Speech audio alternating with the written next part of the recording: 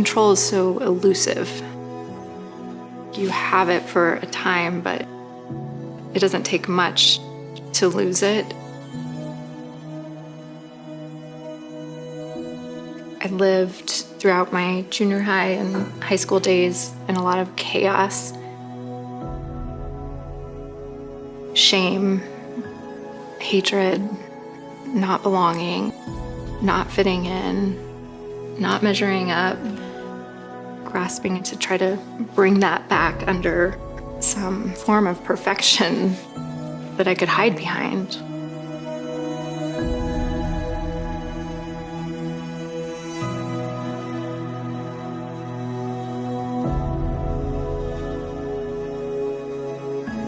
I love the story of creation. Have you ever noticed it, the progression of it? Like any great artist, God begins with broad, sweeping brushstrokes. He separates the waters, and then he separates the light and the darkness. Then he creates trees, and he casts the stars into the sky, and he names them. Creation is ascending in glory. Then he creates the fish of the sea and the birds of the air, hummingbirds, eagles, humpback whales, trout. And then he creates mammals. A robin is amazing, but the lion on the savannah? And God isn't finished yet. Then he makes man. Previously, with all of God's creation, he spoke it into being. But with human beings, he forms them with his own hands. He breathes into them his own life. You have God's fingerprints all over you. He creates man, but then God says something isn't right. Something isn't good. Something is missing. Someone is missing. Eve. And then God creates woman, his piece de resistance. Woman is God's crown of creation. But something happened to that original glory that God placed in us. You remember the story? There was a garden, there was a tree, a snake. A choice was made, and we fell. We fell so far. Early in the story, early in our story, the fear got in, the sense that I have to be someone better, someone smarter, someone prettier, someone louder, someone else. And so we hid all this. We needed to hide. Go back into the story in Genesis after Adam and Eve have fallen, and God went looking for them. They came out from hiding behind the bush, and Adam explained while he was doing it. He said, I was afraid because I was naked, so I hid. You don't have to be a counselor. You don't have to have a PhD in psychology in order to understand people. Understand that verse, and you understand everyone in your life, even the person looking back to you in the mirror. I was afraid because I was naked, so I hid. If on the one side of the spectrum, we find that Eve has become rigid, hard, domineering, then on the other side of the spectrum, we find women who are desolate, needy, far too vulnerable. Desolate Eve is ruled by the aching abyss within her. Now, she too won't let you get very close. She hides as well. She's afraid that if you got close, if you really did know her, then you would leave. And she cannot risk the loss of relationship. Desolate Eve is the woman who refuses to speak up in Bible study. She is the one who will never share her opinion, particularly if it disagrees with yours.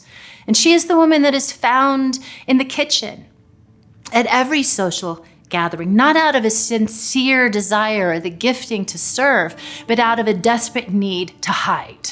All of our ways of sinning, of falling, let's just admit we don't limit ourselves to just one.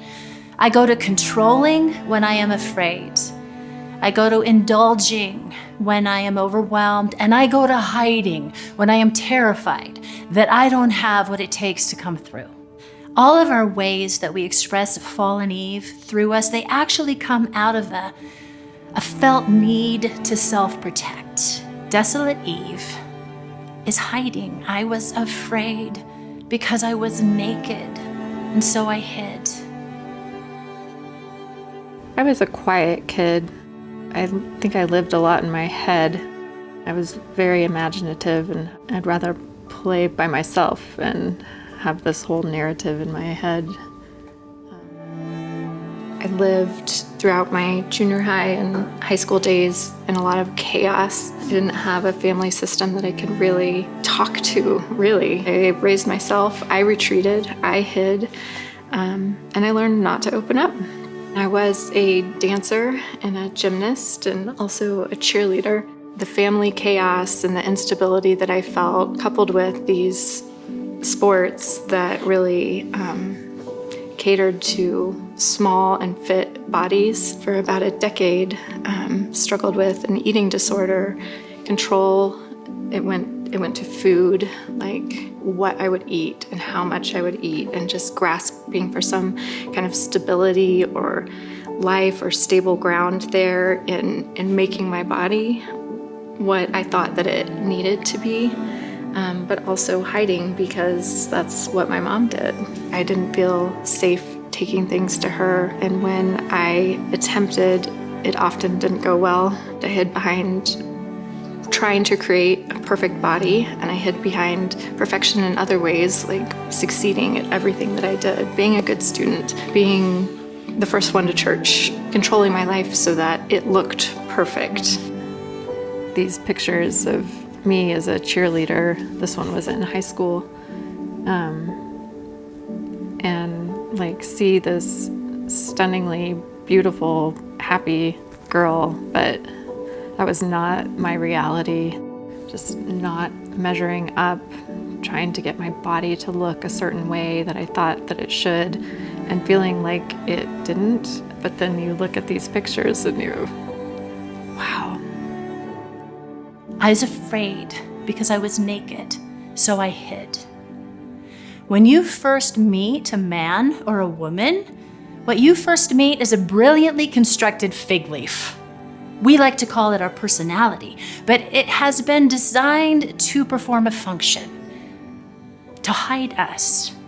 See, all of us have fallen, and it does play out to larger and less extents every day of our lives. When men fall, when they sin, it generally goes on a spectrum between extreme violence, cruelty, harm, to the other side of the spectrum, to weakness, passivity, a failure to speak or to enter in.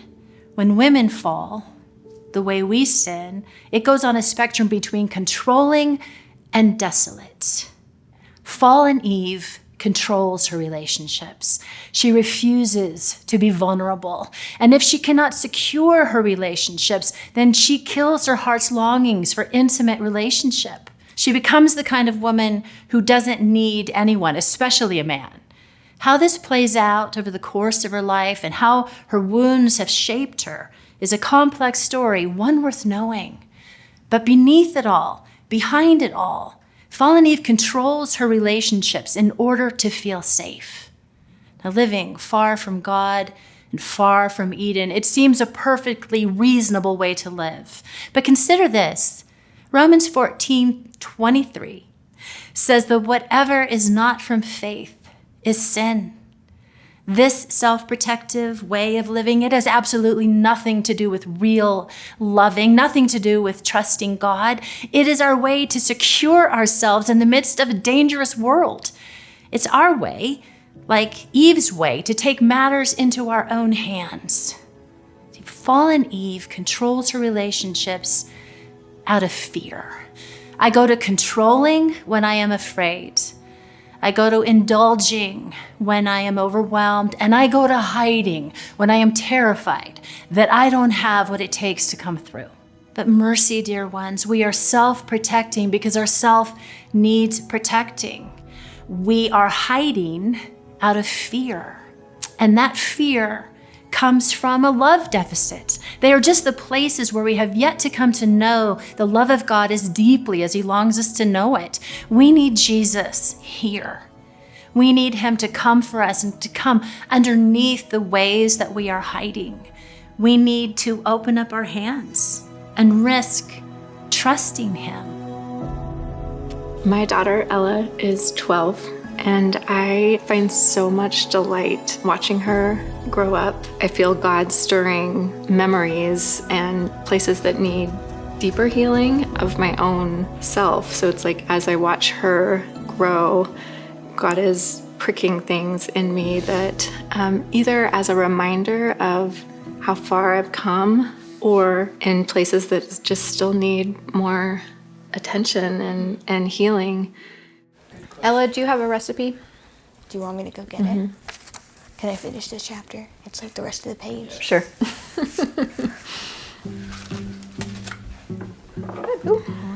You'll just have to give me instructions. Okay. I'm not Grab usually... a pan out of the pan box. I have redeemed this a little bit, but I have historically been a really terrible baker. Including exploding cupcakes. I do find this pull to retreat when things are not well in my home. Do you want me to get things out for you? Yes. Can you get oil? Yeah. Olive? Yes. If my kids are not doing well, if Ella is not doing well, my first tendency is not to come forth and offer to her. My first tendency is to go do the laundry or cook a meal, like something that, again, I can control and that feels very safe and manageable. I love watching her in her element. It's fantastic. It's not my element, so she should have free reign. Come on.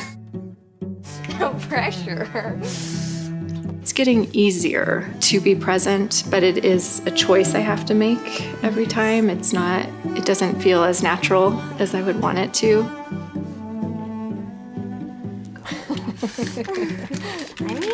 It's like a muscle you have to flex still. It doesn't just happen with ease, but with practice and with continued healing, it gets easier. Way! Yay! We did it! That's awesome. They're so nice. Cheers. Cheers. Here. Because of the healing that I have experienced over the years, Ella is coming into her teenage years on a stable platform with a mom who is present to her and has good communication. But I'll just do it. I really do believe that she feels free to come to me when she needs to, and I don't think I could navigate this with her without the healing that I've experienced. I couldn't navigate with her if I was trying to control, again, myself or her. None of this is meant to usher in shame or self-hatred. We just simply need to be honest about the ways we have fallen. And then we need to face it, lay it down, repent of it, so that we can become the wholehearted women that we long to be. One of the things that I love so much about Jesus is how true He is. He never hides. He never operates out of fear. He's never controlling. He only operates out of love. That trueness, that can be ours. Let's press in to the more that God has for us. This is just a little park out in the forest. We came out here for my birthday and did some archery, which is one of my hobbies. I'll let you grab the arrows and bow. I tend to be a little bit more laid back, but I have a 12-year-old daughter and her body is changing and she might have a bad day and just be upset about something that seems so minimal to me, like just let it go. But to her, it is a really big deal. It's not so much about answering, which is what I would like to do, but it's about listening, it's about being present, it's about asking questions, it's investing in relationship. Nice, that wasn't bad. I want to find your far back. Where do you find yourself loving to champion Ella? Like in places you weren't mothered, where you love to see her come alive and you can take part in that? I love showing up for her. This is year 2 of her taking musical theater classes, and now she's added on a ballet class on top of that. I love that. It wasn't something I pushed on her. This is just something that's naturally come out. So I love just showing up. I love just partaking in the things that she's interested in rather than just sending her out into the world to enjoy those things. I enjoy being good at things, but I don't have to be. I can look back on these pictures now and say, she's so beautiful. I wish I could go back and speak into her life, dissect all the lies that she was living under. I would instill a sense of belonging. My mothering seems to come from a much more natural place, a more healed place, certainly not a perfect place, but it's making a difference. It didn't just make a difference to me, it didn't just make a difference to my husband, but it's making a difference to another young woman who's rising up and coming of age.